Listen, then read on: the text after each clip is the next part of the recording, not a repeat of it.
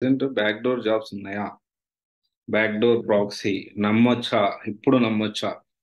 ఇక్కడ చాలా మందికి గుర్తుపెట్టుకోవాల్సిన విషయం, ఈ మధ్య రీసెంట్ గా మనం ఏ వ్యాపారం చూస్తూ ఉన్నాము, జాబులు పోతున్నాయి అని చెప్పి ఈ బ్యాక్ డోర్ లేకపోతే ప్రాక్సీ నుంచి వెళ్ళిన వాళ్ళు ఎక్కువ మంది 99.99% జాబులు పోతుంది వీళ్ళకి. గుర్తుపెట్టుకోండి, ఈ బ్యాక్ డోర్ అండ్ ప్రాక్సీ అనేది జెన్యున్ కాదు.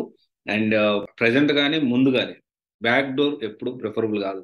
ఈ రోజు కూడా కొంతమంది స్టూడెంట్స్ సో అండ్ సో వాళ్ళు నాకు ఇంత డబ్బులు కడితే జాబ్ ఇప్పిస్తామని నమ్మొచ్చా అంటున్నారు.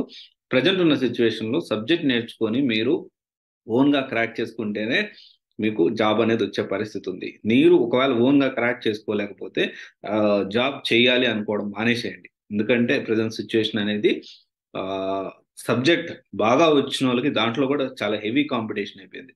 సబ్జెక్ట్ వచ్చిన వాళ్ళకి, సబ్జెక్ట్ నేర్చుకున్న వాళ్ళకి మాత్రమే జాబ్లు ఉండే పరిస్థితి అయితే ప్రజెంట్ ఉంది. ఇప్పుడు కూడా నేను ఇది అంతా చూసిన తర్వాత ఇంకొక మా స్టూడెంట్స్ కొంతమంది అడుగుతారు, మీరు బ్యాక్ డోర్ ప్రొవైడ్ చేస్తారు, మేము బ్యాక్ డోర్ ప్రొవైడ్ చేయము. ఓన్లీ మనం ఎప్పుడైనా కానీ లీగల్ గా ప్రాబ్లం వస్తుంది ఈ బ్యాక్ డోర్ జాబ్స్ కానీ ప్రాక్సీ కానీ. జెన్యున్ గా జాబ్ తెచ్చుకునే పరిస్థితి ప్రెసెంట్ ఉంటా ఉంది. సో దాన్ని బట్టే ప్లాన్ చేసుకోండి, దాన్ని బట్టి సబ్జెక్ట్ నేర్చుకోండి, దాన్ని బట్టి ఏ కోర్సు నేర్చుకుంటే బెటర్ గా ఉంటుందని ఆలోచించుకొని నేర్చుకోండి. కానీ బ్యాక్ డోర్ జాబ్స్ అయితే, ప్రాక్సీ అయితే ఇప్పుడు అస్సలు నడవట్లేదు. ఒకవేళ జాబ్ వచ్చినా మళ్ళీ పోయే పరిస్థితి అయితే ఉంది. గుర్తుపెట్టుకోండి.